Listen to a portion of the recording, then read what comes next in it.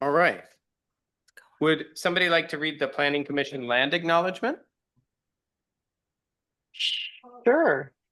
Thank you, Maddie. We'd like to acknowledge we are on the traditional land of a rich and diverse group of Native peoples who have called this area home for more than 10,000 years. And we honor with gratitude the land itself and the descendants of these Native peoples who are still here today. Thank you very much. And so we have a draft agenda that has been provided in the packets. Are there any changes to that, or would we want to move to approve the agenda as proposed? I move that we, oh, go ahead. Oh, I'll move to approve the agenda. Second. I second. Oh, All right, all of those in favor, say aye. Aye. aye. All those opposed, abstentions, the agenda as proposed is approved. So next we have approval of meeting minutes, and the September 9th regular meeting minutes have been circulated. Were there any concerns or proposed changes to those meeting minutes as circulated? I'm seeing none. All right, would somebody move to approve? I move to approve the Move. notes for the, Perfect, is there? I'll second. Terrific. All of those in favor? Aye. Please say aye, raise your hand. Aye. All right, all of those opposed and abstentions. Minutes, as noted, are approved. So next we have meeting dates, and I think, Mark, you had a question about an upcoming meeting date. Thank you, Chair. The next regular meeting would fall on Tuesday, November 11th, which is Veterans Day, and City Hall is closed that day. So I wouldn't want to presume we need a meeting or having a meeting, but if we do, it would need to be moved. Options are the Monday before or the Wednesday after. Or we can spend time after tonight and search for a date that meets everyone's schedule. Terrific. Well, I guess in the room and on the call, does anybody have a strong preference on whether we reschedule the meeting or cancel the meeting for November? For me, that week is not good. I'm traveling and don't have the ability to call in. So there's one vote of I won't be around that week anyway. Fair enough. And Cherie, were you saying something or? No. Any thoughts in the room? I'll likely be traveling that Monday. Okay. So, And John? I'm open to rescheduling. Okay. Any preference? No. Open to rescheduling perhaps or canceling? I'm wondering if we might want to wait until after this meeting and at the end of the meeting decide To see if there's any Yeah. lingering business? Yeah, that might be a good idea. So unless there's an objection, why don't we postpone this conversation till after we get through the pending business? Right. All right. So next we have public hearing, and we have Cascadia with us to share the draft climate element comp plan amendments that we have proposed. So I have first on the agenda staff presentation. Mark, was that going to be you or Cascadia? Given the light attendance and your in-depth knowledge of this, I'll skip any intro, save that for City Council. Cascadia has a presentation for the video and the record that they would like to give to satisfy this first step. Terrific. Well, we'll turn it over to Maddie and Alexandra. Thank you for joining us. Thanks. And just confirming, can you hear me? Okay, thank you. Great. I will share my screen. Okay, great. Well, thank you so much for having us tonight. We just have a few slides to share, a very brief and high-level overview of the climate element, just to set the stage, as Mark mentioned. So as a quick reminder, in 2023, the Washington Legislature amended the Growth Management Act through House Bill 1181, and the resulting GMA requirements newly task cities and counties to plan for reductions in greenhouse gas emissions and enhance community resiliency to the adverse impacts of climate change. As required by law, Lake Forest Park's climate element includes both a greenhouse gas emissions reduction sub-element and a climate resilience sub-element. And the climate element has been informed by data and community engagement, is integrated with the other city plans and comp plan elements, and supported by the community, city staff, and hopefully decision makers such as yourselves. And ultimately, this is a clear and feasible path forward for implementation. We launched the Climate Element Project back in October of 2024 and completed a number of technical analyses, which we can make available to you all in order to support the development of the Climate Element. Our team conducted a policy audit of the current Lake Forest Park Comprehensive Plan and 10 other policy documents for gaps and opportunities to incorporate climate change. We assessed the key climate hazards facing the city, and we identified climate vulnerabilities facing both the community as well as physical assets and infrastructure. We evaluated travel patterns and sources of vehicle miles traveled within Lake Forest Park, including residents, visitors, and then those passing through and either starting or ending their trips in Lake Forest Park. And we assessed the greenhouse gas emissions that the city and community contribute, and we projected future greenhouse gas emissions. And then throughout the project, we engaged with city staff, the climate policy advisory team, the Lake Forest Park community through a survey, an in-person open house, interviews with youth. And lastly, we pulled this all together into the review draft of the climate element. Just as a reminder, this climate element includes both a greenhouse gas emissions reduction sub-element and a climate resilience sub-element. And that greenhouse gas emissions reduction sub-element includes 5 goals to reduce greenhouse gas emissions and vehicle miles traveled. And the resilience sub-element includes 4 goals to improve community resilience to climate impacts. And then just as a reminder, there are 2 materials available in the meeting packet tonight.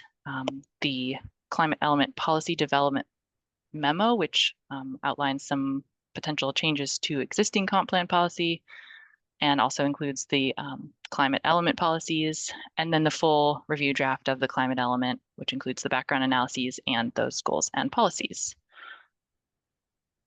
That meeting packet does have a bunch more detail available, and we're happy to answer any questions that you may have.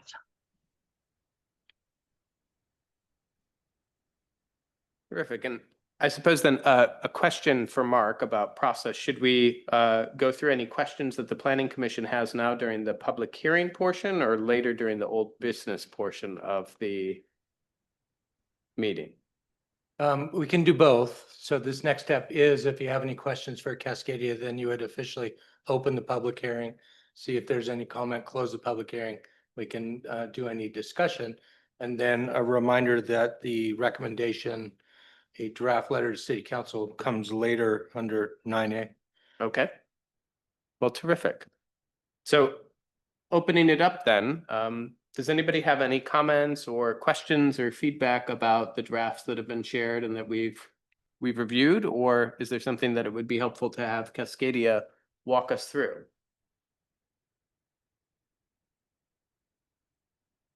I do have one question. It looks like there was one member from the public that submitted a comment. Was there just one? There is one written email comment that we would read into the record by title without reading the whole Yeah. document. It was made part of the forwarding of the packet. That's the only one received. Only one. Okay. And I guess my question about that is, was Cascadia in receipt of that letter, and were there any proposed changes that you were recommending to the draft sub-elements based on the feedback that we got in that written comment most recently? Thanks for this question. We thought it was a great comment, this multi-part comment from a member of the public, and we don't have any recommended changes at this moment. I think many of the comments we see as more detailed steps that would follow the development of broader policies that set the vision that Lake Forest Park would like to put into motion, and are really more kind of implementation recommendations. So items about making water and salmon outcomes measurable, locking in transportation metrics, directing tree canopy to specific locations, thinking about staffing, funding. Those are all pieces that we will include in an implementation chapter that will go alongside the climate element. And actually, we've sent our very first draft of that to Mark for review. It didn't contain some of these things, so we'll give it another look and integrate metrics a little bit more explicitly into that draft. I think the new goal on tribal partnership and treaty rights, that would be up to the city to direct us to include if they would like to. Terrific. So it seems like Cascadia's recommendation was that many of them are implementation actions, which tracks with our prior discussions at our meetings for reserving implementation actions to be outside of the comp plan, keeping the comp plan as high-level policy objectives. There was one policy proposal in that letter that it sounds like Cascadia is asking us about, and that was the one that was relating to the city I believe consulting with tribes in connection with subsequent comp plan updates. And maybe we could kind of read that or pull that up together. Is that something that folks think we should incorporate?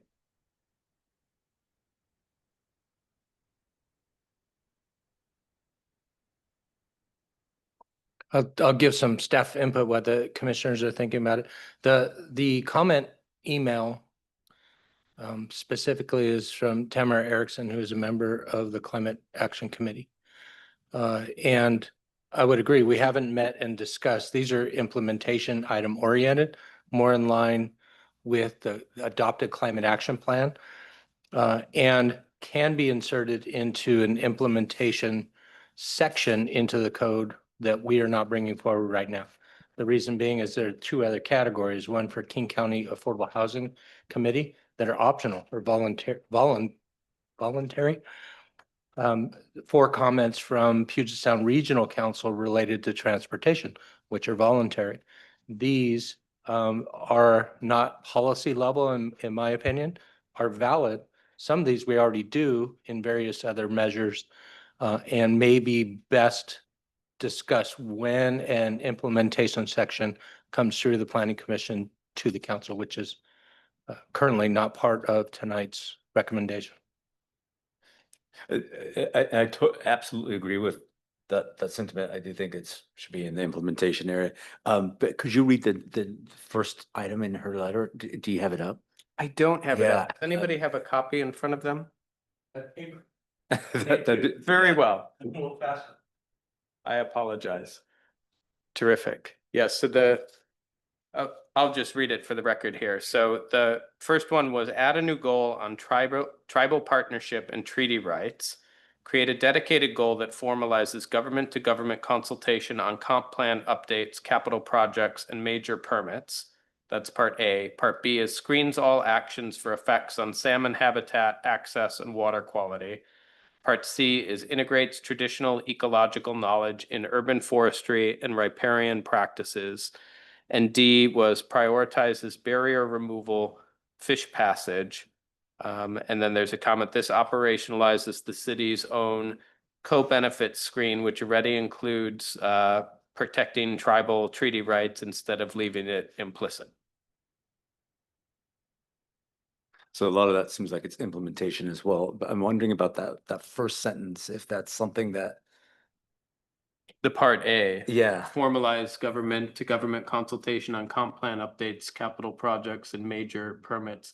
I recall, and I'm not remembering the exact language, I don't know if anybody else has the comp plan in front of them, but separate from these sub-elements that we're talking about here, we do have some policy goals around comp plan updates and outreach to different stakeholders in the community and different external stakeholders, if I'm recalling correctly. We do. It doesn't mirror this language, but we do at policy level. And I would also add that when any draft regulation or policy is submitted to the Department of Commerce for their 60-day review, tribes are explicitly involved. So there are various steps. What I can ensure is that the intent of this comment and the wording is fully captured in any of those existing procedures, which also includes the State Environmental Protection Act and comment on major projects of that nature, but it's with an environmental lens And I wouldn't call that government to government consultation. Its ability to comment, but so I use different words. I don't want to guess at what the intent or purpose of the comment words are and at what hierarchy or level they're intended. Got it. Thank you, Mark. Well, unless there's a, I had one Yes. question. yes, please. Well, I was just curious when I saw the note from Tamara. I thought it was very thoughtful, but I was curious. It didn't give context for if those were recommendations for things we bring in at this juncture versus implementation. That she hadn't asked for that, and also why those things weren't part of the report. You know, why it didn't come from the whole committee, but why it came from one committee member. So I wasn't sure what that broader context was for the note. Again, I didn't fundamentally disagree with any of it. It was just curious. Oops, no.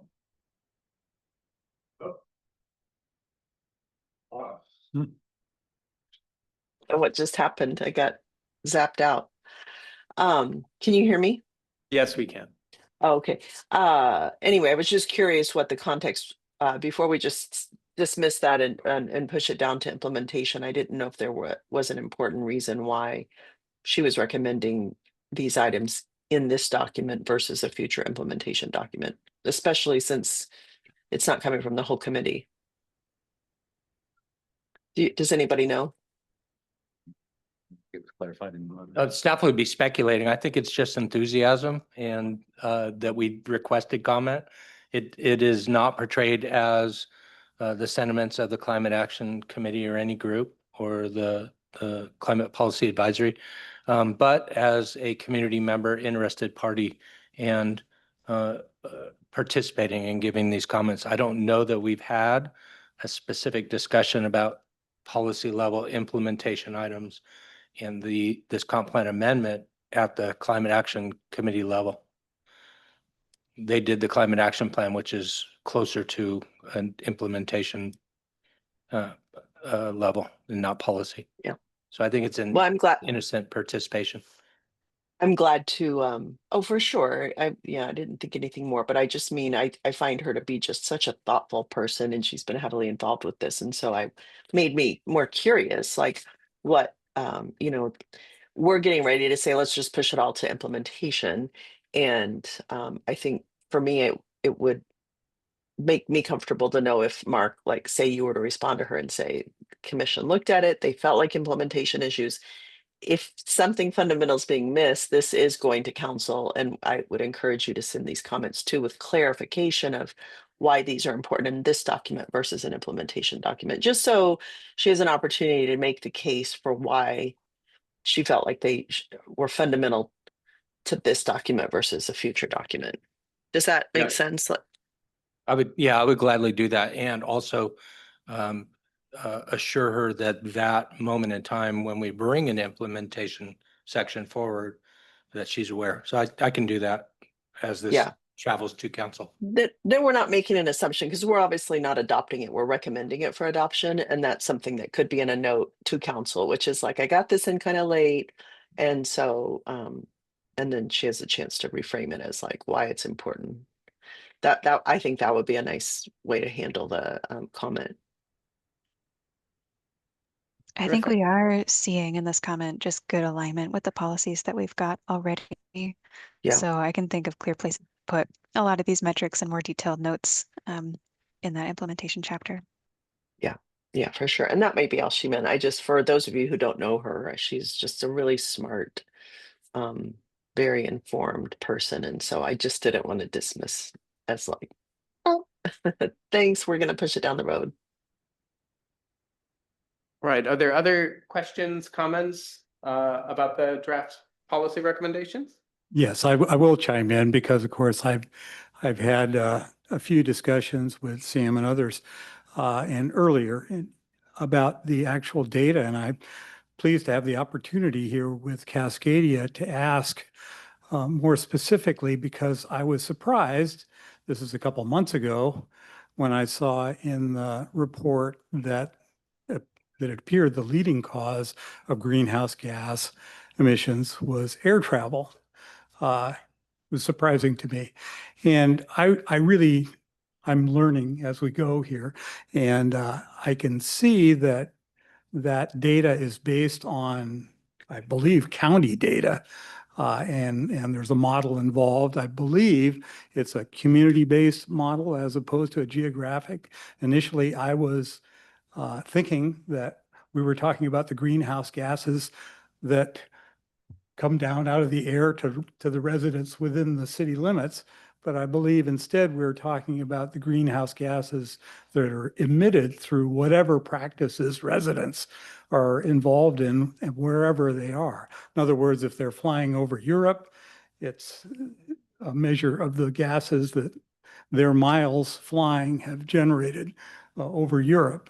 So I did do a little poking into the King County greenhouse gas emissions, and I was a little curious that our percentage of greenhouse gases for air travel was significantly higher than the county's average, it appeared. And it seemed that there have been some mechanism to apply the income levels. So in other words, some factoring in of the potential for more air travel if one has more income. To me, that seems like a very soft way of deriving these kinds of measures that we are then subjected to with targets. But I would be pleased to learn more about it. And also wanted to say that the Climate Action Plan, which I read and is an excellent document, does have an acknowledgement of the greenhouse gas emissions from air travel, and also has a strategy for addressing that kind of emission, including where they feel that they could impact with city operations.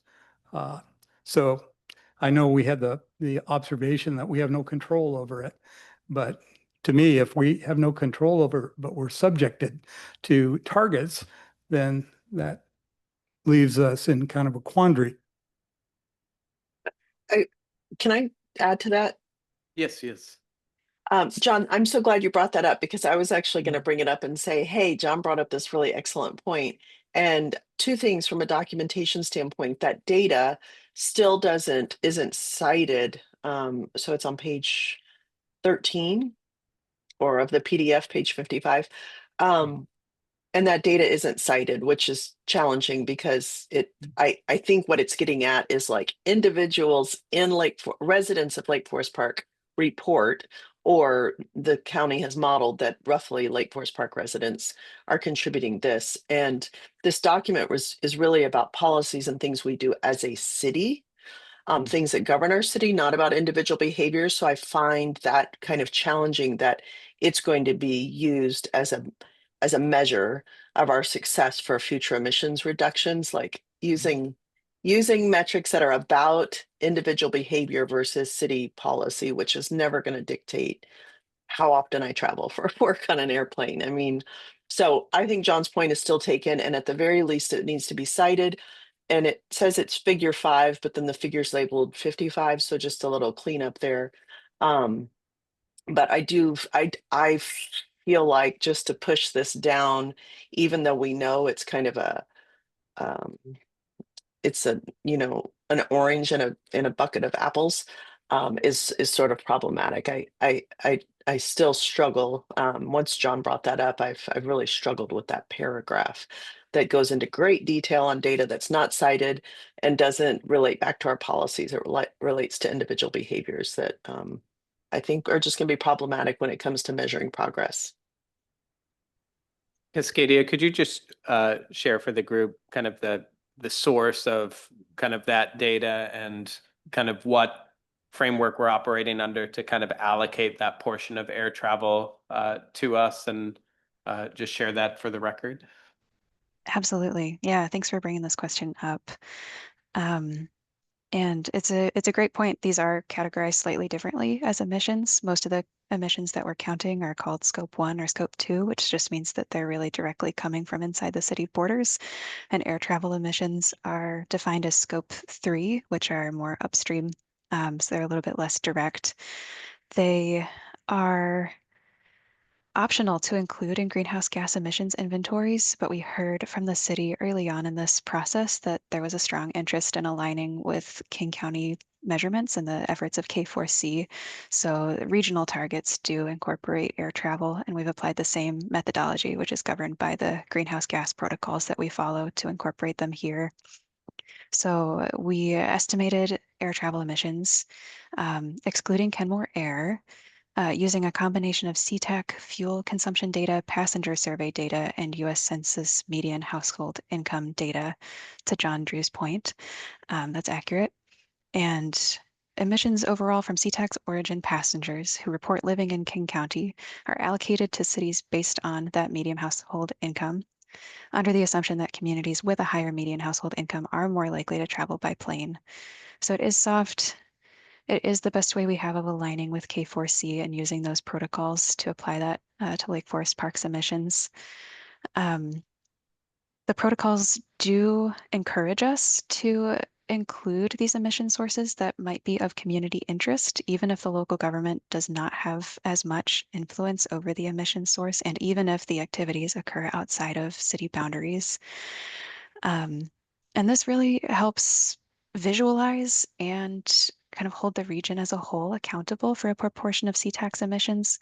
It enables the community to be educated about their environmental impacts and encourages sustainable choices.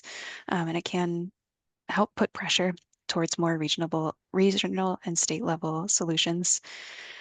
There are many cases in which Lake Forest Park is not going to be able to meet greenhouse gas emissions solo. That's why it's important for us to model state level and federal level policies into our future forecasting as well. There are state level policies that are going to be absolutely critical for the city to meet its individual greenhouse gas emissions reduction targets. And this is one where there isn't necessarily a state policy or regional policy to apply yet. There are technologies developing. And a lot of the pressure is going to have to come from the federal level, which is a little bit under question, but is not outside of the norm. A lot of our buildings and transportation emissions are going to need to be supported by policies that come from outside of Lake Forest Park's borders as well. Terrific, thank you. And I suppose just a process question at this point, if we were to request addition of kind of a citation there, kind of just explaining kind of where that was from and that it was based on the methodology used at the county level, would we be able to reach kind of recommendation on adoption of climate sub-elements today with the idea that that would be added before it goes to council? The short answer is yes. The before the council is a little bit more difficult because that's next week. Right. Fair. Before their public hearing and any action and final discussions, absolutely. Okay. I could work with Cascadia next week and then the version that goes, I think, to November 13th could contain that. Am I hearing from the commission members that there would be consensus to proceed if we added a citation for that, or is there more of a concern that we would want to address with this? So as the person who brought this up, I would be happy to go forward with a recommendation because the climate action plan does have specific, more implementation level language about this topic. So I think that will suffice from my perspective. Okay, so even without a citation at this point. True, right. Okay. Maddie, do you feel that we need a citation at this point? Yeah, but I think we can approve it. I think just like correcting the typo on figure 55 and changing it to, I feel like the same thing. To me, it's more of a typo or omission. It's not a change in the language or a request that we remove this information. It's saying as a best practice, we should document if we're going to cite a lot of data, where that data came from. And you know, both bullets on that page have data that should be cited, at least in terms of how a placeholder that refers to even another document, you know, like the King Counties, this data has been modeled after King County or something. But yes, I think short answer, I think we need a citation, but we can certainly approve it and just trust that it'll be a decent citation. So I would take that as then a friendly motion to request that we have a citation here. Is there any objection to that? Does anybody have an objection to adding a citation on the methodology?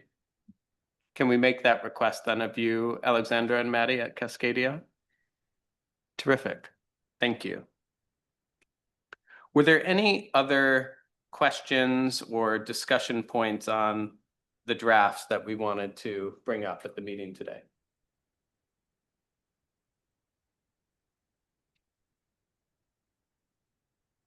I am seeing and hearing none. And I don't think we have anybody in the room for public hearing, public comment on this. If I may, through the chair, if you could still go through the motions of opening and closing the, Oh, opening the yes. public hearing, pausing, and Yes, then. I would closing. entertain a motion to open the public hearing. Go ahead. Oh, yes. Sorry. No, go ahead. I would entertain a motion to open the public hearing formally. I motion to open the public hearing formally. Terrific. Can we have a second? Second. All right, all those in favor? Aye. All right, all those I opposed? think we have 2 people online though. Terrific. So the public hearing is open now at 7:32. Are people online allowed? Does the public hearing follow the same as public comment? You can only make it if you're in the room, or can you do it online? And if so, we have 2 people in attendance at our meeting today. Now I think we're treading new ground. I'd be curious if they are legitimate commenters present online for this issue. And is it a safety issue? If it's any sort of safety or abrupt turning off, I'd recommend not taking. I recognize one of the names. I don't recognize the other. I don't know if the person in his hand is up. I don't know if he is here to make comment on this element, but I would say, presuming he's listening, that if he leaves his hand up, it's because he wants to make a comment on this public hearing item, not a general comment. Is that I fair guess- to say? That is fair to say, but I guess my question for follow-up for Mark, sorry to put you on the spot, but did the notice of public hearing indicate that we would be accepting public comments online? It's just not that specific. So I would err on the side of accepting the comment with the understanding that as soon as it goes south for the recording, we have the ability to turn it off. That sounds good. So Jim, if you're inappropriate, we're going to shut you down. But if you're critical, we welcome your comment. Yes.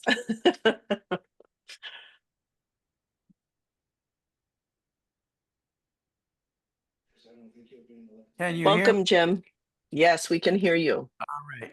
Thank you for all this work. I will have comments at the implementation level. I understand the difference. I think that this is a necessary effort. It's complicated. I really am curious about the air traffic over our community for a number of reasons, including how it impacts our climate. But no, I'm here as an interested citizen, and I will comment later at the implementation phase. Thank you. Thank you for joining us tonight. And the other person does not have their hand up, so I'm guessing they don't prefer to comment. Wally, if you have a comment, please drop it in the chat or raise your hand so that we can invite you to share it. And seeing none, we'll assume there is no public comment. All right, so at this point then, we had the opportunity for staff to address questions that have been presented during public comment. I don't think we need that because we've already discussed how we're handling implementation actions. So if there's a motion to close the public hearing, I would entertain that motion. Before we close. Yes, yes. I just want to comment that it's been a pleasure working with Cascadia. I think Yes. that the work that you've done is exceptional. I just want to acknowledge that it's been a pleasure working with you. Thanks Well, for your thank you for input. sharing that. I think we all feel that way. I certainly do. So thank you for all of your help and all of the information you've provided as we've gone through this process together. All right, I would entertain a motion to close the public hearing. A motion to close the public hearing. So moved and seconded. I'll take those as a motion and a second. All those in favor? Aye. All right, it is unanimous. So public hearing is closed at 7:36 PM.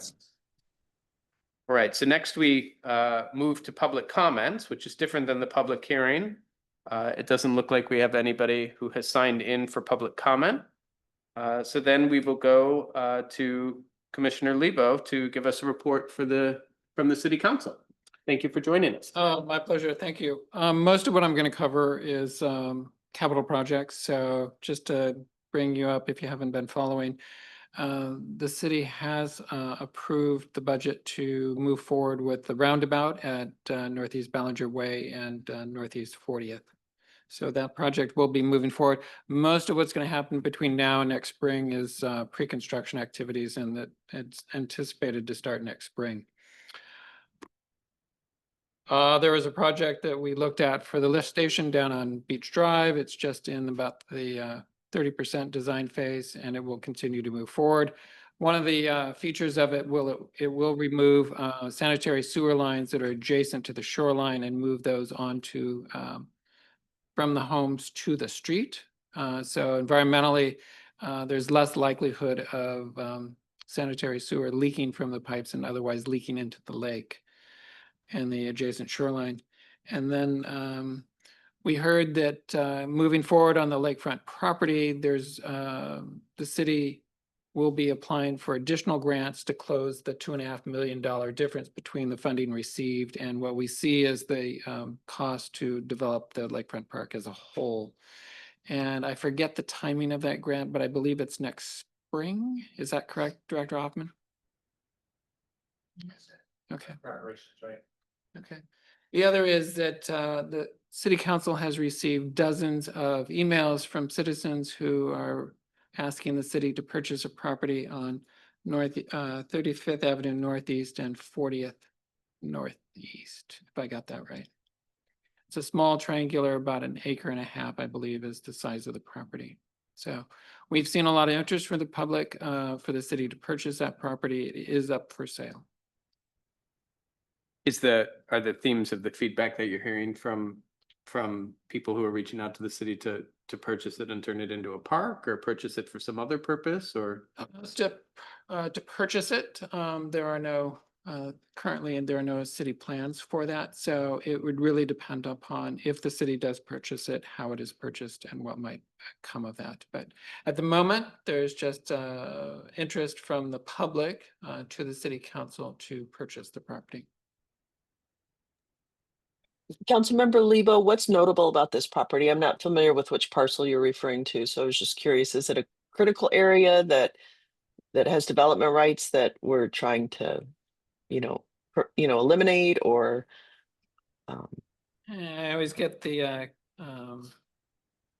let's see, disappear. You said 35th and 40th?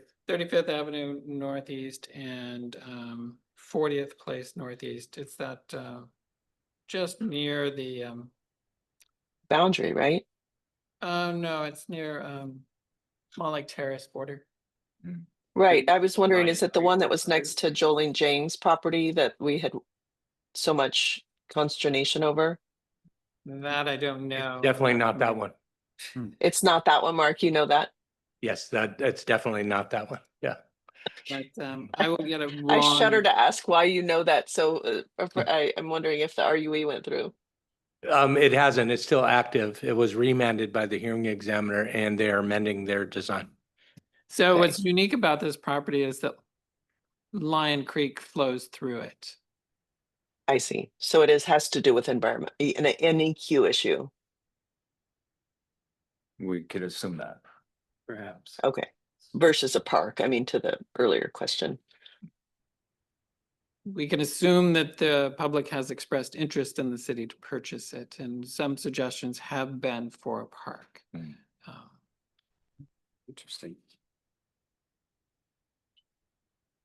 But that will What depend action, if on- any, or support is necessary from our group? It's up to this commission. So no particular action, it sounds like, unless we wanted to investigate and get involved in some way.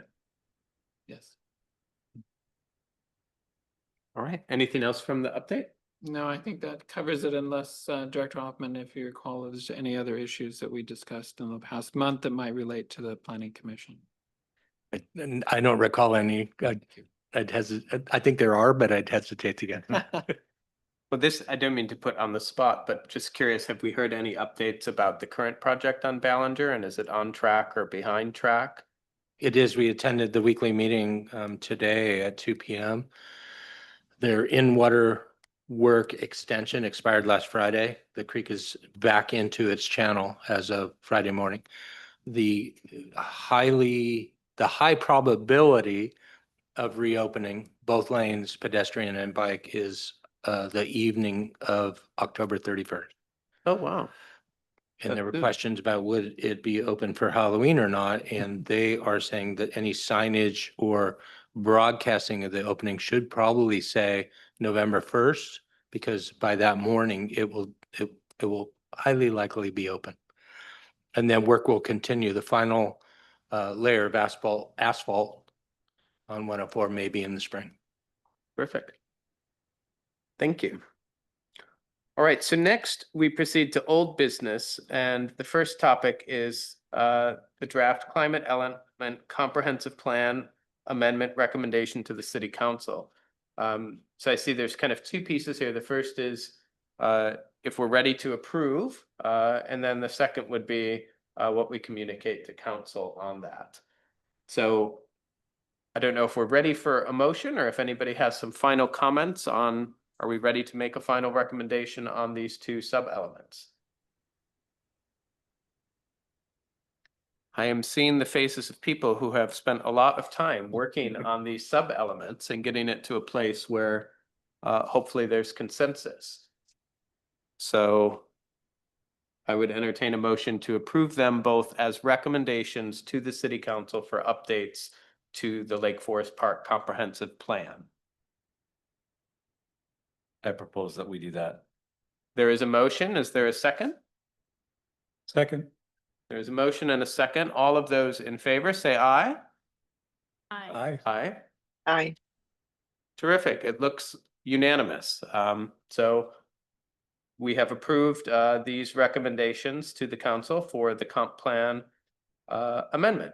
Terrific. Well, thank you, Mark, for all of your hard work on shepherding this through. It has been very helpful for all of us, so much appreciated.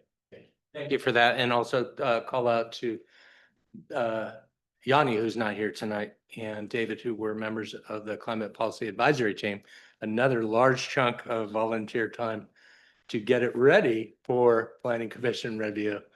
And they've disbanded, but I really appreciate their work in drafting this and creating a solid base for your consideration. So I'll pass that Indeed. on. Thank And you for very- those of you that missed the Climate Hub opening, they actually have established themselves as a 501c3. So maybe there's more to come. Awesome. All right, well, continuing with old business, then I had shared a draft transmittal letter, the skeleton of one, to the city council, and would welcome any feedback that people have. I'm sure I forgot things about themes of our discussion or points where there were remaining questions or points of disagreement with anything that we put in. And so from our last conversation and from our past transmittal of the comp plan update, it seems like it would be helpful if we could kind of document that and then share that along with the recommendation to council. So I hope people have had a chance to look at it, and maybe we could pull it up on screen. Sam, I just wanted to say thanks for taking a stab at this. I thought it was an excellent letter. There was one typo at the end in the first bullet. It should be purposes. Thank you. But I'll just say that I thought it was great, and I didn't have any more bullets to add on anything that was contentious, but I did wonder if we should proactively speak to work that needs doing on implementation, just to signal that we're aware it needs to happen and whether or not we need any input or guidance from council or prioritization of it. So I'll just leave that out there.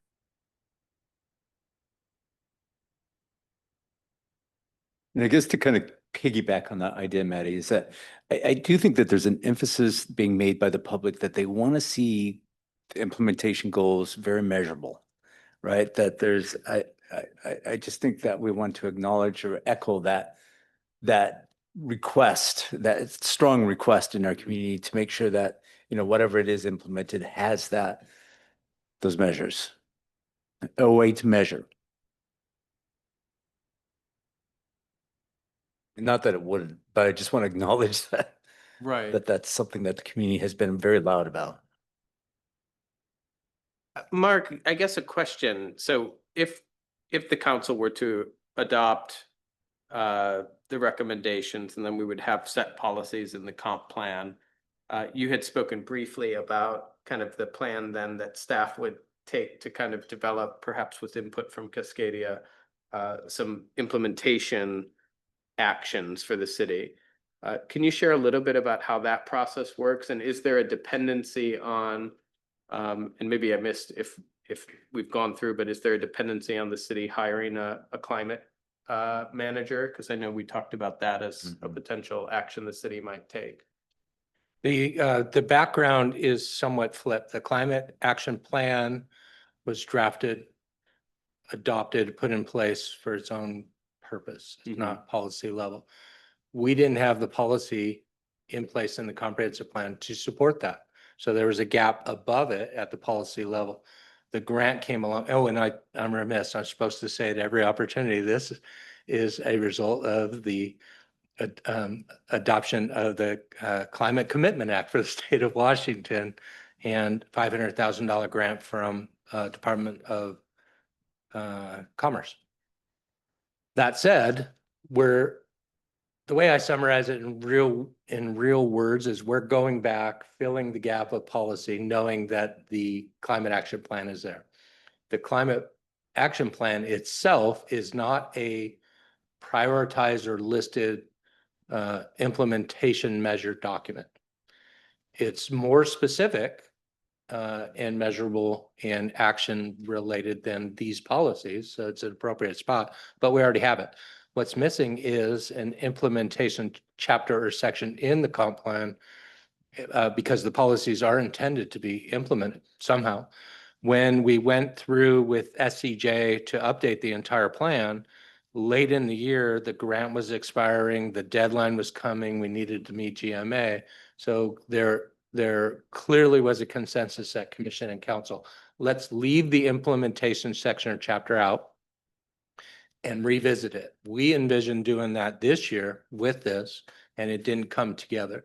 The reason it didn't come together is those have budget implications, staffing implications, and need direction from council. It's not a wish list directing the council. It needs to, in some way, come from the council. It needs to be realistic, then inserted into the appropriate document, whether that be an amendment of the climate action plan, making it more specific, timely, short, medium, long range, or even in the comprehensive plan to give it more juice. So we're not there. We envisioned another year of effort next year, maybe the year after. We will get there, but it's not specific to this. So you brought up the specific example of a climate manager budget decision. It depends on funding and so forth. And so it's it needs to come the other direction, council to implementation. So we're leaving that off. The primary reason is the King County Affordable Housing Commission came up with a list of comments that they would like to see in our comprehensive plan. They didn't get them to us in time. They came 2 months after the GMA deadline. And they're voluntary. Do they match King County policy? Yes. Are we mandated to adopt them? No. So how do we kick that off or get consensus that that's the direction we're going in? That needs to come from the electeds. And so that's why we don't see an implementation section right now. The climate manager example will be subject to the levy funding and a budget proviso. If that comes about and we're directed, then it's an example of a short-term implementation item. And then it goes on from there. The idea being that short, medium, and long term should be measurable data, fundable, doable, and desired by the community and the city. That's very helpful. Thank you.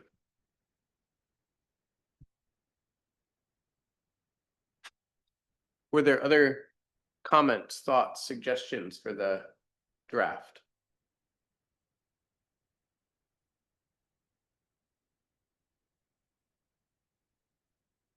Hearing none. So I'll just share my plan then. I can kind of finalize this and send it kind of on my behalf or on behalf of the whole commission or whatever people think would make sense. I think last time the chair had signed it and we just sent it that way, if I'm remembering correctly, Mark. It might have been chair or vice chair, at least the chair. Fair enough. Can I ask briefly for a little clarification? Because I'm a little confused about where implementation is drawn from the climate action plan, the climate element plan, both. If both, which has priority? I'm not really clear about how those work together if they do. They go hand in hand in hierarchy. So you have vision, mission, goals, policies, action plans, strategies, implementation items. Implementation items are very clear, very specific. There's little doubt as to what is being directed and what should be achieved. Involve contracts, budgets, decisions. And so it goes from very high level intent and vision, mission to goals and policies, which is the comprehensive plan. The short summary of the comprehensive plan is it guides future decisions by the city, the community, developers, and so forth. The climate action plan is more of a strategy, and some of the contents call for very specific actions. So those can easily be gleaned into a roadmap, which is the implementation plan. The implementation plan is not a wish list, and it's not broad. It's very specific. It's target, hire, ban, prohibit, encourage, or no, encourage is too broad. But it's intended to be doable. And knowing what is to be achieved and having the staff and community support there. So it's a hierarchy. The gap that we're fixing tonight with this is I'll call it the second level. Comprehensive plan has the vision and mission, and then a list of policies. This would insert a specific element into the policies for climate element. Normally you would have that, and it would call for the creation and adoption of a climate action plan, where we have the privilege of already having one. And I think part of the reason for that, if I'm remembering correctly and summarizing accurately, is last year when we were working on kind of the major kind of update to the comprehensive plan, we had, so many meetings, on all these different topics. And there was a point at which I think we made a decision where we knew that the task force, the climate task force, was going to be working on recommendations for kind of goals and policies around climate.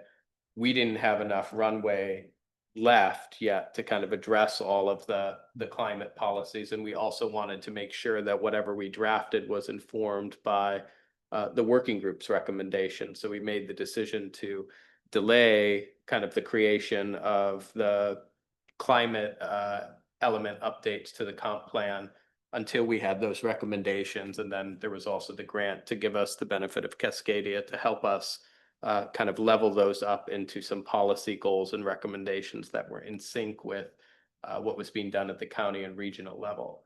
So I think that's my vague recollection and imprecise retelling of kind of how we got here. But anything more that people would add to that, or where I was off the mark? That's great. Thanks for the clarification. Perfect. Yes, please. Regarding the letter, to the extent that the planning commission as a whole endorses the letter, then the letter has more weight than if it's just from the chair as a single. We developed the report, here it is. If you say this represents the views of the planning commission and we're pleased to submit this report with you and this is the discussion, that opportunity always presents itself to represent the whole committee as an approach, if the commission wants to do that. That's a great piece of input. So do people feel comfortable having this in final form represent the views of the entire commission, or was there any concern with that? I'm seeing nodding from one commission member. I'm fine with that. Maddie, Cherie, do you have a point of view? Thumbs up, I see. 2 thumbs up. John? Yes. Okay, then we will have this represent the views of the commission. What I will do is we'll finalize the last part. I'll cut out that bracketed text where I had a placeholder for input. And maybe I'll get rid of that bullet. I'll just turn it into a paragraph, but and I'll do a final scrub on typos because I always have a couple. And that'll be that. And then we also talked about members of the commission perhaps going to a council meeting and kind of sharing, speaking to this and speaking to our process. Is that still something that we would want to do, or that the council would be open to hearing from? Speaking for the council, we would definitely be open to that because it is always, there's 2 parts to it. One is we love to hear from the commission with regards to how they did this and their thoughts to it. But it also represents an opportunity for you to hear from the council the appreciation of all the work that you've been put into this. And Mark, did we have a placeholder in mind of what date that would be? Was it next Thursday? It is. We're doing an addendum number 2 to the Cascadia contract. And I'll just give you the background. It adds this meeting at Planning Commission so that they can be here tonight. Adds a 3rd meeting to the contract for City Council, and then allows for formatting, inserting it into the comp plan we just approved so that I don't need to learn how to use the software. That addendum's at the mayor level. It's approved. That's in place. So the 3 major opportunities at City Council are next Thursday. Cascadia will be there for their professional presentation. So that's Thursday, the 23rd at 7 p.m. And it sets the stage. It's the initial discussion, initial questions, initial feedback from council. Then November 13th will be a notice public hearing at City Council. So that's also an opportunity. And then depending on what happens in council meeting dates of November 20th or 24th, that would be the first opportunity for them to take action. The first 2, October 23rd, November 13th, you're welcome to organize something and come forward. Is there a preference from council or from staff on which one we attended? I could certainly go and would welcome any other commissioners to come next week. I would suggest the 23rd next week. Okay. Would anybody else like to attend in my stead or on behalf of the commission, or join me in going? I do plan on being there, but not in your stead. Terrific. So a couple of us will go. I'm not able to, but Okay. I'd be happy Best to wishes. join since my little note is added to the letter, so Terrific. I could explain that Well, perhaps. please do.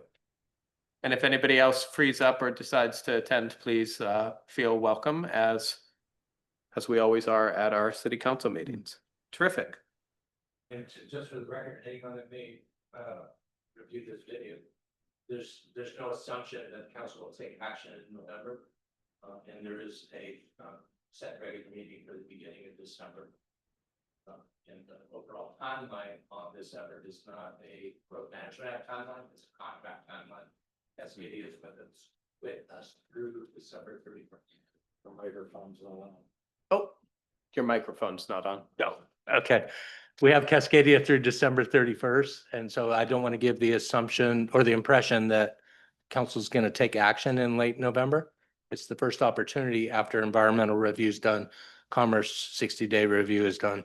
Then there's the Thanksgiving holiday, and it's the first opportunity. But there's a meeting, first regular meeting in December, that is equally possible for action to be taken. Perfect.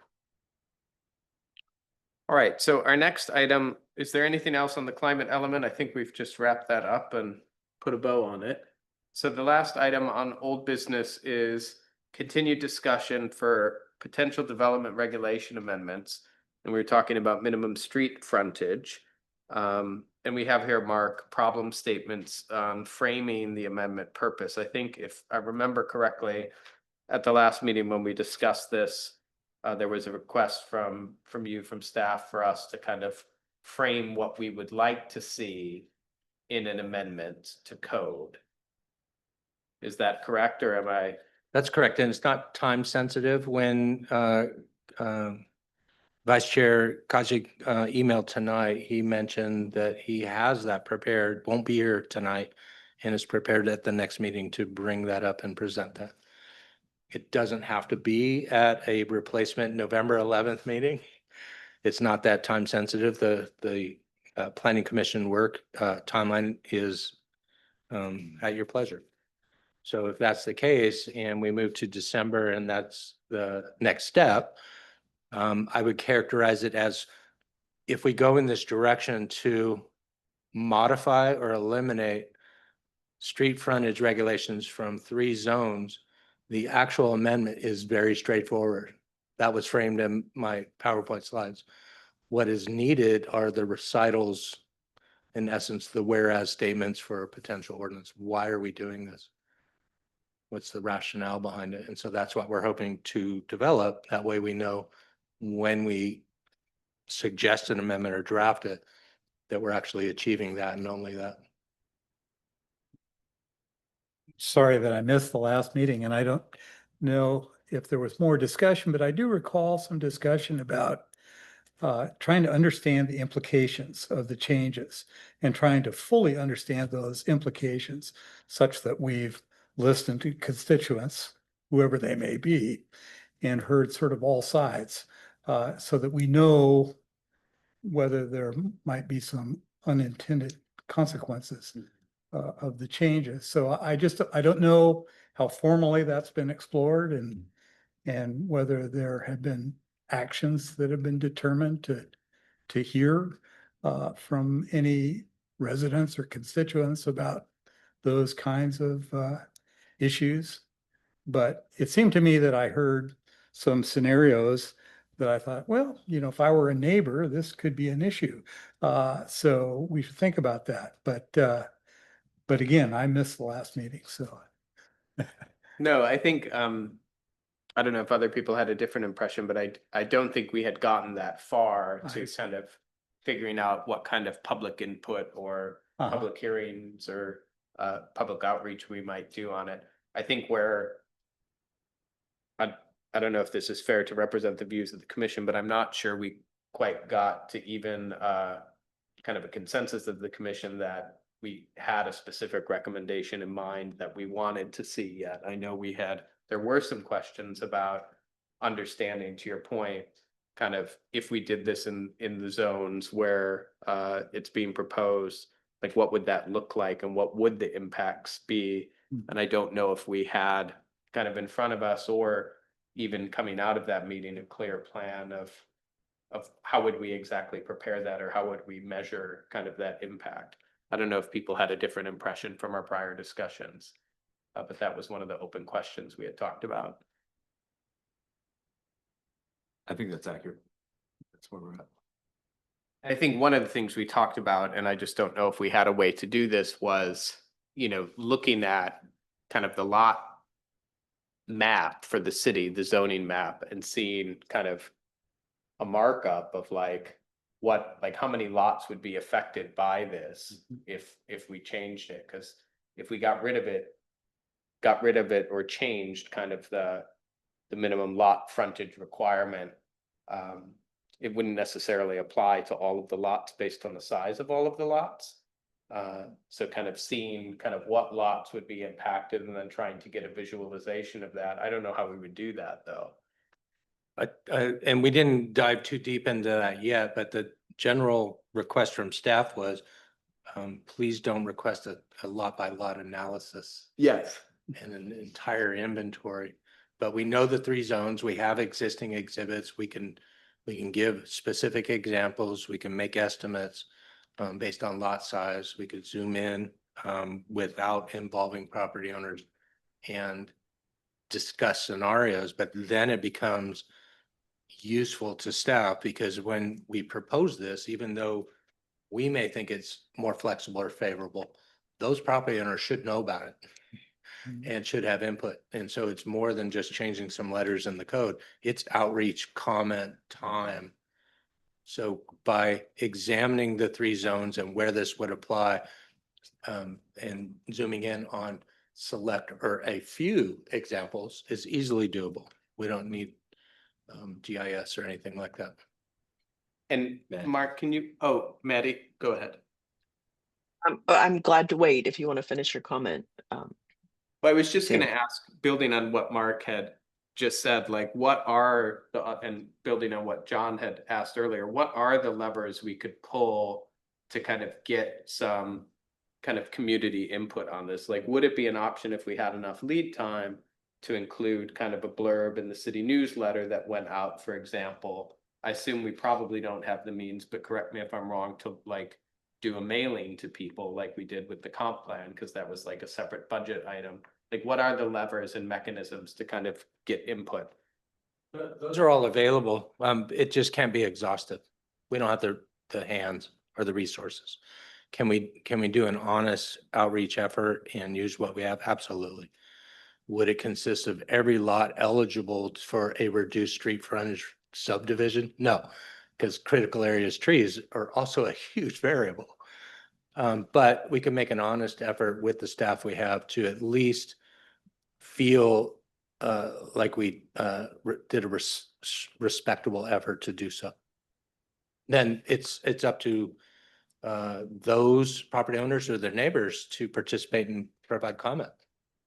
Precisely. Okay. Maddie? Well, what I what I heard in that too is that like there is a cost. There is time for us and for the staff and the community to tackle this. And so before we would entertain it further, Mark, can you help remind us what the current mechanism is for overcoming that requirement? And I wonder that because in the years that I've lived here, I have seen a number of properties become subdivided and become a flagpole lot. And so what are the mechanisms that allow that to happen? Because if there's already a mechanism that people have been successful at using in order to develop properties where they don't have that street frontage requirement, I just want to make sure before we dive into it, it's to do work that's sort of worth the time to do. We've started. What we found is that there's 2 general categories for lots that are in these zones that are currently small lots. Those were all done prior to annexation under the county, and they are zoned large lot for whatever reason. The few applications that we processed since I've been here, the fear was, oh no, were we even aware of a street frontage requirement? Lucky to say, each one I've looked into is not in one of these 3 zoning districts. And so they appear. The other instances are clear where we zoom in and the lot was subdivided or formed in 1910. And the house was built last month. So Oh those, my gosh. so, but Is that like, for example, that property up on 25th that was subdivided, or it appeared, it went on the market and then they've built 2 houses in the back? that Would was that be an, that was the lower zone. That was the 7.2. That was, I think that was the zoning example. They aren't in the 3 larger categories. and it's the 3 larger categories that have the Yeah. reduced.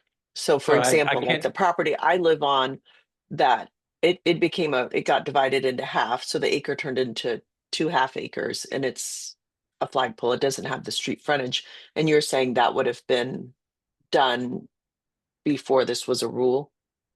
Well, I can't say that with 100% certainty what has or hasn't happened, but I can say that everyone I've looked into either was subdivided before I was born and the house is now appearing, or it's not in one of these zones, thankfully. So Okay. fear was I just didn't know if there was an opportunity to petition the city for like an exception. And would that then make sense to allow that to stand. Just thinking about the effort that goes into. And this is Um, an example of deep dive. There are two. One's in code, one's not. The one in code is a variance. You can apply for a variance for development regulations, but there is a state mandated set of 5 findings that are adopted in our code. They're not easy to meet. They're not intended to be easy. I see. And so they need to meet those findings through the hearing examiner to get relief for that specific Requirement. regulation. I'm not aware of Okay. any. I do know I can characterize, I have never seen in my career a variance for height. Right? It's Yeah. self-induced finding, et cetera. Right. My opinion is they're not easy. The other relief is not in our code and it's not clarified is we don't have any provisions for flag lots and panhandles, but there's no prohibition or wording that says you can't do it through easement. So we would like to investigate it. My take is that the intent of, well, once we clarify what the intent of street frontage is, if it is to preserve these larger lots and not allow a back lot or more flexibility, that even an easement method could not be supported. It's just not spoken to in code. Mark, do you remember offhand? Oh, sorry, Maddie, I don't mean to cut you off. No, I was done. I just wanted to make sure we weren't creating work that maybe should be, had a workaround already available.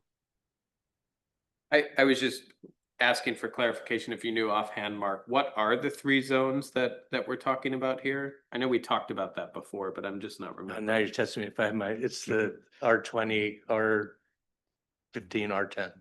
R20, R15, R10, got it. If those are correct, it's 3 largest. And I think Yanni's point was that for these larger lots, they should be allowed where eligible to subdivide in one of the, I don't know how many it affects, but I think his claim was that there are larger lots that are eligible for subdivision, except they don't meet this street frontage requirement. And I'm just not sure how many properties that impacts, or that's why I wondered if a variance was something that maybe that handful of properties could take advantage of. Not yet. And I'll add one more caveat. The street frontage regulations are just one criteria. The permitted land uses are just one criteria, lot size, just one criteria. They need to meet all of them that apply in the code, specifically critical areas and trees. If you have 40 acres and it's all steep slope and swamp, it's irrelevant whether you can meet the street frontage. Right. Yeah. You must preserve those other constraints. And I think. Well, I want to go ahead. I was going to say, Maddie, go on. I was going to say, I want to respect, since Yanni's not here, his interest in this, but I also really hear Mark loud and clear. Like, if we're going to travel down this road, it will take some resources. There will be outreach to the community. There might even be unintended consequences, and it may impact just a handful of properties that these larger areas were created and were designated in many cases around our watersheds, which means many of them are impacted by critical areas. So there are many other factors at play in subdividing them. And I just want to be mindful of just being very judicious about how much work we take on, given how much work we have ahead of us for something that maybe affects just such a smaller number of properties. So with that, just if you don't mind, what is the purpose for having this conversation? There's 2 categories of next items, parking lot items, that are simple, that don't involve a grant or a consultant. And those 2 are examining street frontage regulations and combining like zoning districts. Those can be done at staff level. They do take time. They're not easy. They involve a lot of outreach, but they're not heavy lifts in the sense that we need a $500,000 grant from Commerce. So they were the easy items to pursue, prioritize because they're needed, but they don't need to be put off. They're not blocking anything else. We can fill time in with them if they're not determined to be a priority. And then explore the other things in the parking lot that maybe do need more resources. So I think that's the differentiator. And I think Yanni's point as well, and he could speak to it better than I, but I think his point was the lot frontage requirement is an easy thing to change that could promote the goals that the state had for removing barriers to develop lots. This is an easy barrier that doesn't seem to make sense in his view. And if we were to remove it, that's an easy thing we've done to clean up the code that might bring in some more types of middle housing, like in the recent amendments that were adopted. Yeah, and I think, Maddie, to your earlier point, when I'm looking on the city map of these areas, you know, you're right. Many of them are kind of in the areas where there's, you know, Lion Creek and other creeks and streams. But I mean, just looking at it, and I think Yanni's point was before, just looking at it, a lot of these are very large lots that are very narrow. So very narrow street frontage, but very deep lots that, you know, if you could, you know, assuming you could meet the other environmental requirements and the tree canopy coverage requirements and all the rest of the requirements that must be met, minimum lot size, just looking at it, it looks like there's a lot of areas where you could have more types of middle housing in these zones, particularly in the, whatever the light blue one is, R15, I think. Or R20 rather. How many parcels out of the 5,000? What we have something like 5,000 parcels. How many of them are in these categories? I don't know if we have an exact number, but when I'm looking at the map, Maddie, it looks like hundreds easily. Okay. Yeah, I mean, in the spirit of conversation, that's all I wondered is, you know, how many this would have impacted. I'm just riffing off of Mark's indication of like, there's other criteria to meet. And while it's doesn't require consultants, it's a lift. And I'm just asking us up front to just consider it before we dive headlong into it, because once we do get into outreach and mailers and, you know, questions about how this works, it's just more time. So I'm supportive of going forward with it as long as we've answered those questions for ourselves. Like, yep, it's worth it. It could affect hundreds of properties, and you know, and it doesn't remove the need for them to meet other important things relative to the critical areas that may be on the property. So Just at a glance, it looks like it's somewhere between a third and half of the city. So I don't know if we have any action at this meeting. I think we'd benefit from Yanni being present and speaking to the more specific goals that he has and the more specific proposals. So unless there's something else somebody wants to ask. Well, I think just the please. purpose, what we had determined what we would do at this next meeting was to determine what are the questions that we have. And I think that we've explored some of those questions. So let's, and perhaps we've got to wait for our Councilmember Yanni before we can say, you know, before. well, and I think he said he was going to draft some language, right? He did. David? Yeah. He did, yeah.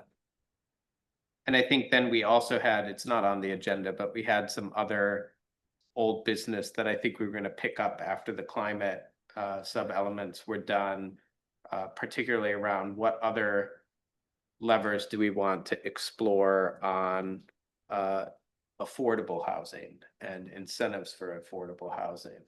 And what we had talked about previously was, you know, is there, you know, later this year or very early in the next year, a stakeholder or two that we could bring in to talk to us about what we could consider for a city our size. And Mark, I think we had kind of put that in the parking lot for a while, but is that something that that we could consider and do in an upcoming meeting? And is there still interest from the commission in doing that? Well, I have to say, I recently learned, Maddie, you and I had talked about this, but Port Townsend purchased a piece of property, actually a pretty extensive piece of property to develop middle housing. So I think it's an interesting example to just explore and you know, bring information to the commission to, you know, to discuss. And so I do have interest in looking at what are the possibilities out there, what are the you know, options, and bringing information to a bigger conversation. We have a field trip plan for anyone who wants to join, as long as it doesn't go over the public meetings rule. And that is one of the items that are easily addable to any agenda. The two tasks between now and any such meeting would be who is invited and what and why.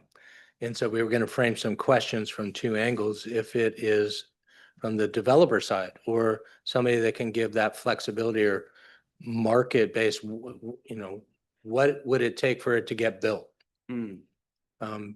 It can't just be anybody. It can't be an industry person that says more flexibility and get rid of zoning.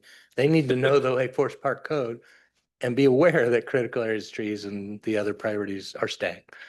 And so it's that targeted, knowledgeable feedback we're seeking. And the way to do that is to frame a series of questions. Potential candidates are out there and I'd say, this is what the commission is seeking. This is what the opportunity is. Is that you? Would you be willing to come? The other side being affordable housing tools, regulations, restrictions, deed restrictions, committees, agencies, and so forth, willing to come and talk, but they need to know why and what. Right, and I think when we talked about this before, we had taken a stab, maybe I had taken a stab at drafting some initial kind of framing for each of those groups, and you had shared the feedback at the following meeting that we needed to break it into some more specific questions, like you said, so that we could get the right stakeholder and get the right group.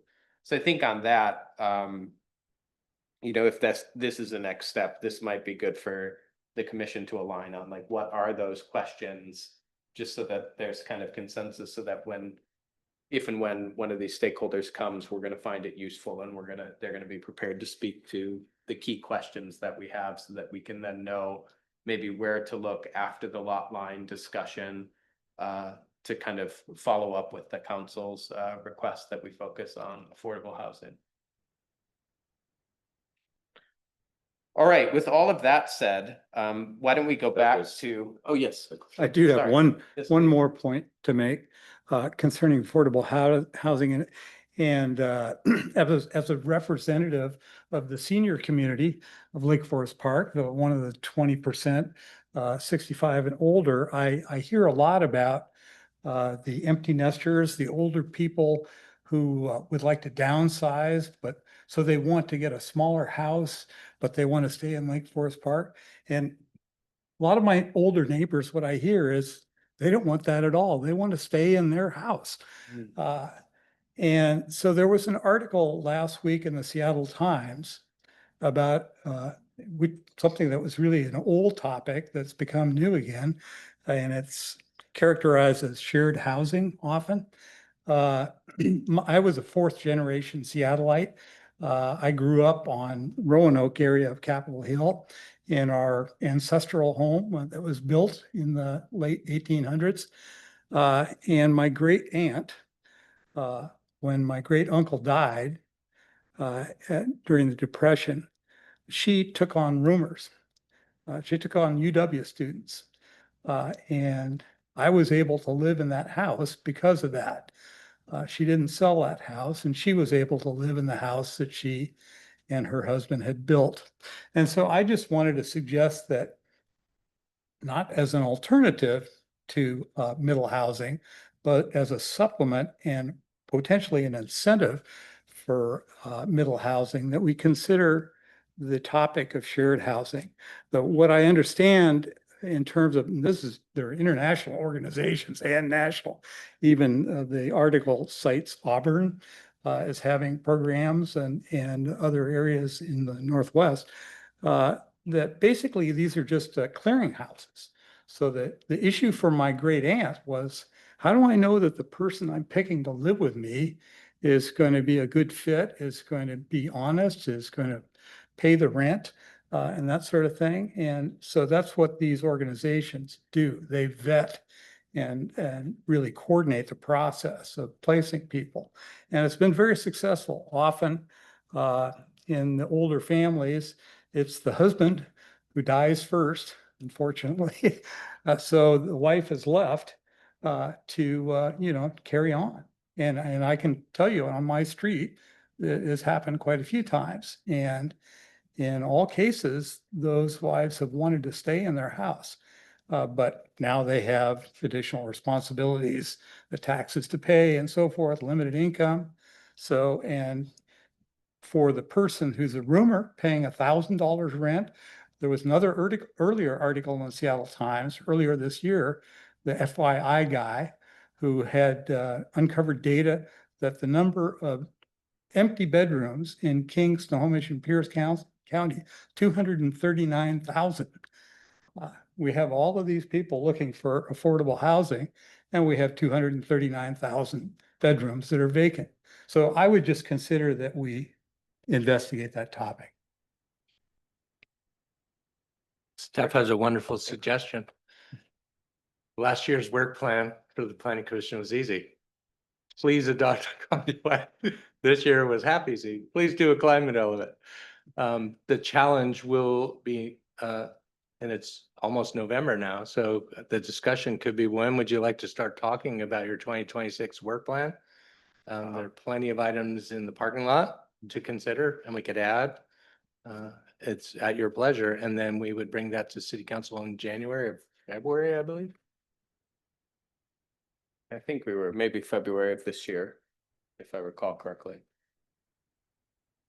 So with all of this said, let's revisit the meeting dates. So we know we can't do the regularly scheduled next meeting.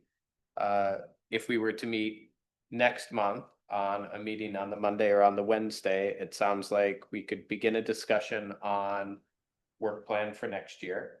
We could hopefully have a more fulsome discussion on item 9B, assuming that Yane is ready to kind of speak about that.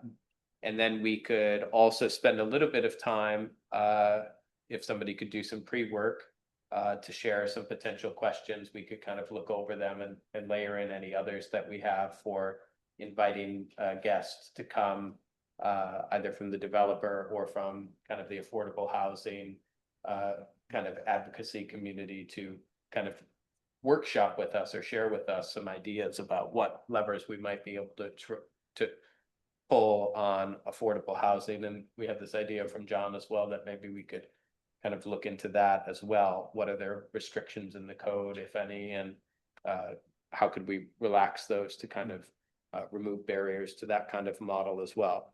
So there's a few things we could work on. None of them are things that, are under a certain deadline. But if we wait till December, we might lose momentum with the holidays and we could go on. So with that being said, we could do a meeting next month or not, wait till December. Do people have a preference? Maybe we could just unofficially get a raise of hands of, do people think covering one or more of those topics or some other topic would be worth having a meeting in November for? Anyone? I have to say, I'd rather have a meeting in November than December if we're going to cancel any meetings. Fair enough. Sheree, Maddie, what do you think? I have some challenges that week, but you don't have to base it on me. I can just be a no-show. I'm gone the 11th, and then the Wednesday we usually have a study that my husband and I go to, so I'm not available on Wednesday after. So the following week I could be available. Yeah, I could be available the week of the 17th, but I don't know if that's useful. John, Meredith, what do you? I think I'm available. Okay. I'm available. I think I'm available. So we're looking at the 10th or the 12th, right, of November? Or I'm available on the 3rd and then anytime after the 17th.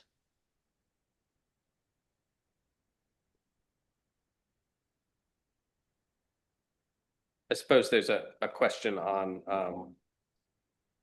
the city availability though, too. Your availability, Yeah. Mark. I can't do the week of the 3rd. I'm out of town that week. Yeah, that week is logistically hard for the city. And we didn't go beyond the week of the meeting, so we looked at Monday and Wednesday, and the EOC is clear. But if those don't work, the week of 17th, 18th, and 19th, those three appear to be clear. And staff is available. I'm out that week, but I could do the 12th. That Wednesday. So here's where we get to the challenge of how do we get a quorum? Yeah. We could ask who can attend the 12th versus who can attend the 18th. Why don't we do that? So raise your hand if you could attend on the 12th, which is Wednesday. Like we'll have 3, maybe 4, 3.5, maybe 4, and our city council liaison. And how about the other date was the 18th? So that's 5. So that's maybe the one that we would stick with then.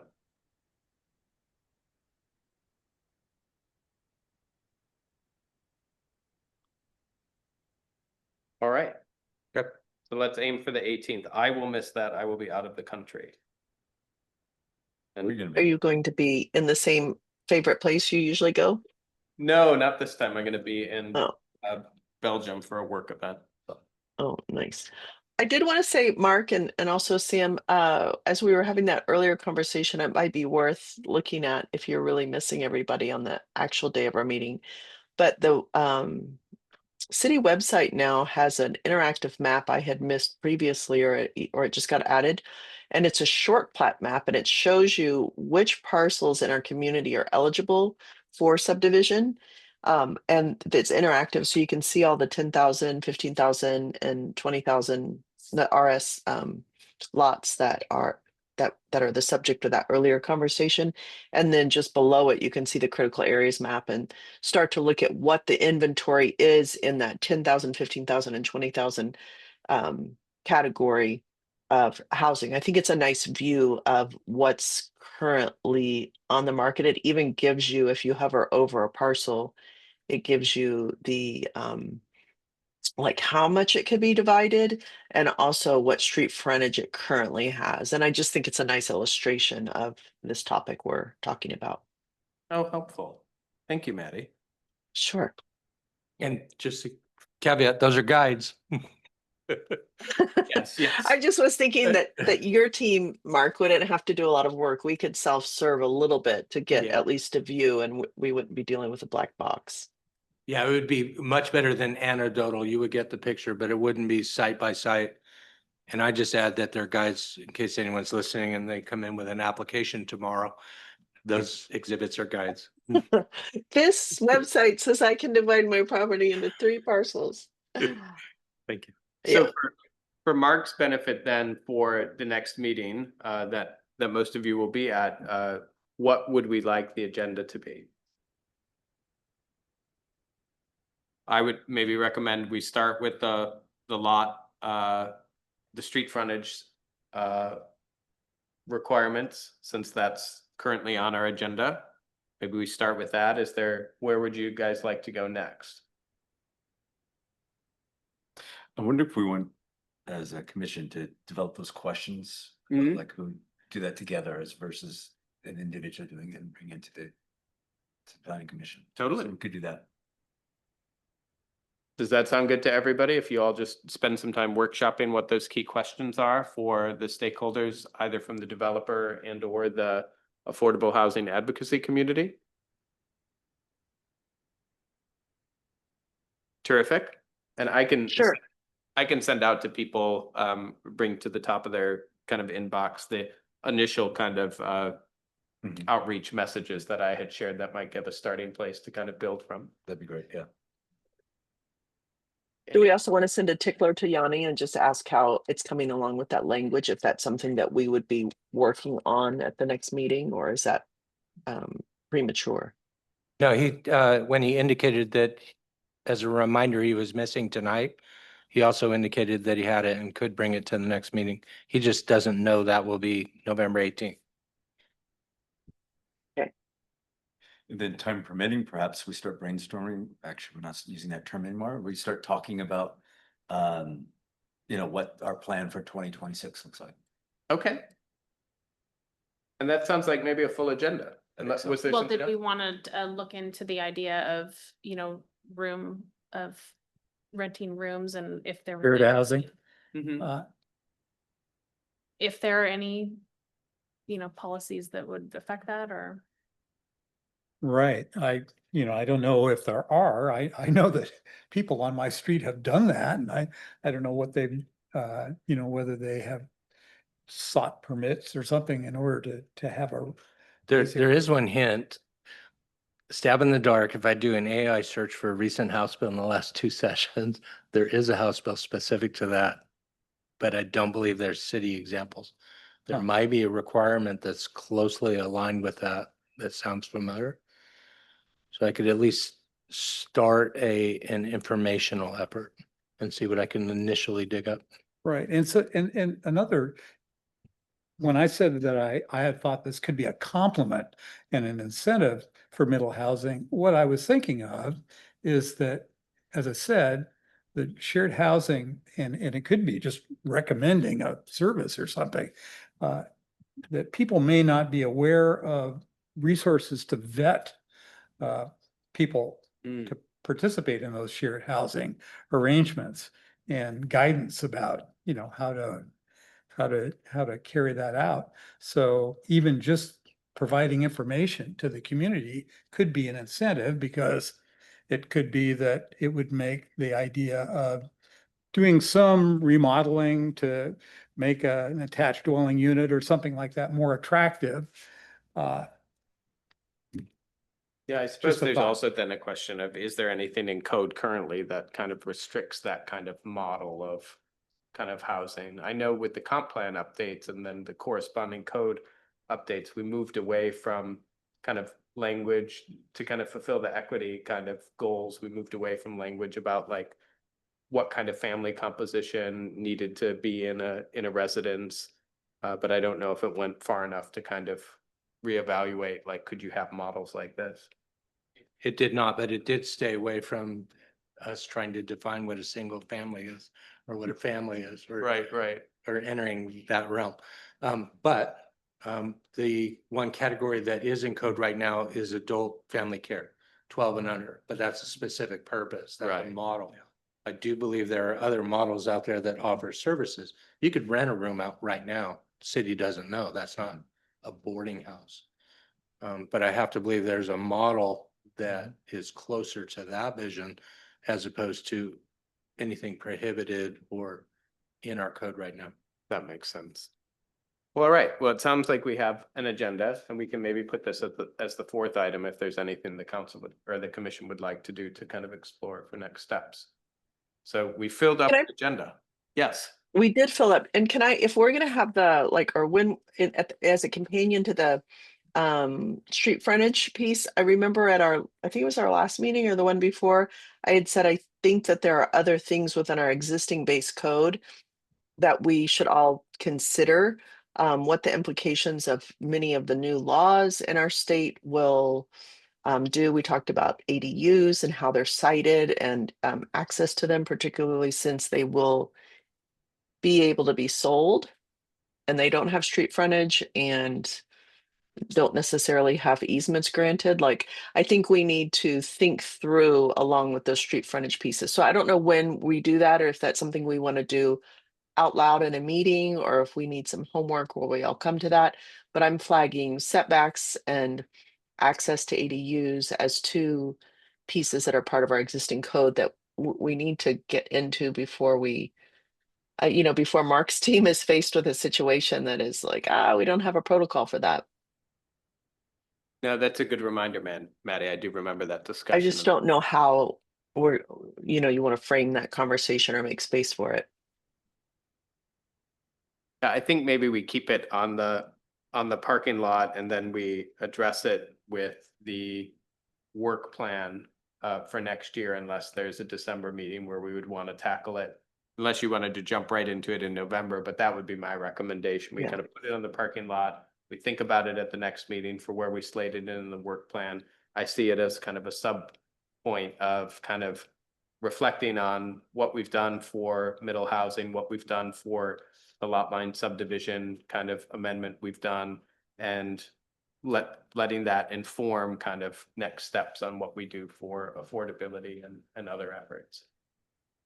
Do we have- Well, with the caveat that, if we're pursuing changes to our street frontage piece, that's a body of work that has to do with existing code. And if staff is going to do outreach and if we'll have community input and hearings, and we're sending something to council, I feel like it should be updates to our existing code versus do piecemeal. Like now we're gonna do all this work for street frontage and then send it to council, and then we're gonna come back and do all this stuff relative to, it feels like it goes together. And so to make the most out of that staff time and the council's attention and so forth, it feels like we should not piecemeal those changes, but instead make them part of one package. So as we start planning that work, I just want to make sure we bring forward other items in the existing code that need our attention. In addition to that, yeah, just for efficiency. Thank you, Maddie. Sure. I think what would be helpful then is to have like define what is our objective.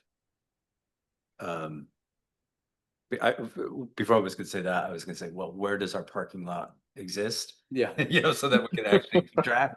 But no, having just sort of what Maddie was saying, in order not to do it piecemeal, I feel like we do need like a statement saying, hey, this is what we want to accomplish.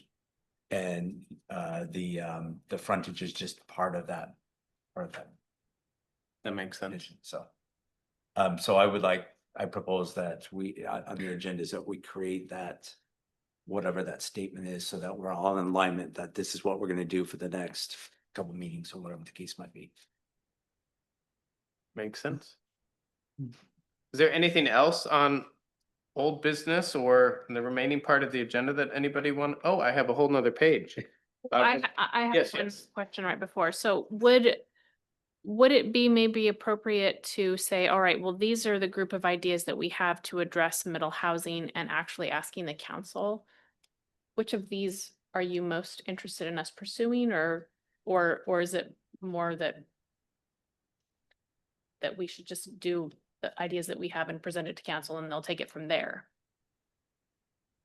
I mean, unless Councilmember Lebo has a perspective on that, what I would suggest is what we could do is, coming out of the initial discussion on work plan, we could ask Mark to share that with council just as a preliminary suggestion, or else one of us could go to council and just say, hey, here are the areas that we've been talking about. Is there an area you'd like us to focus on more or less, to get that readout before we finalize the work plan? I would suggest you can do either. Director Hoffman has been very good at presenting your work plans, but you could do either one.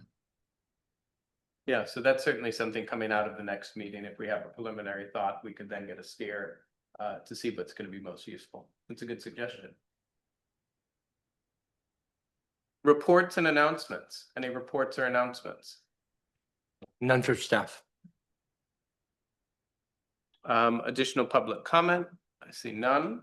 I went out of order. I apologize. We've just talked about the agenda for next meeting, so forgive me for going out of order. So next we're on adjournment. Is there a motion to adjourn? So moved. So moved. Second. Second. All those in favor? Aye. All those opposed? All right, we are adjourned at 8:45 p.m. Thank you, everyone. Thank you, everyone. Great. Online. Thanks, Sam. Thanks, Mark. Thanks, everybody.